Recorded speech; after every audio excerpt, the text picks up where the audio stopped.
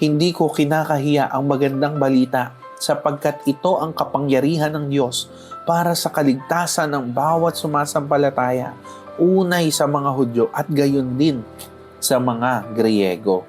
Kaya hindi kinakahiya yung patotoo mo sa Panginoon. Yung mga naririnig natin tungkol sa Diyos, sa mga salita niya na babasa natin, hindi yan kinakahiya. May kapangyarihang magligtas yan ng bawat sumasampalataya. Pinapakita raw ng magandang balita kung paano ginagawang matuwid ng Diyos ang isang tao.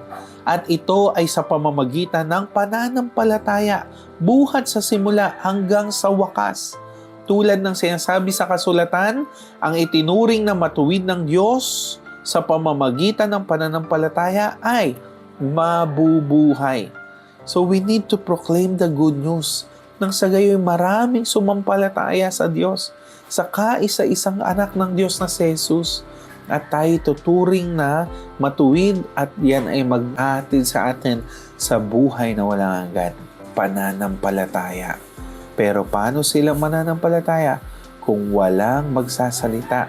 Paano magsasalita kung hindi siya isinugo? Hindi ho ba? So tayong lahat ay sinusugo ng Diyos para ipatotoo ang kanyang kabutihan.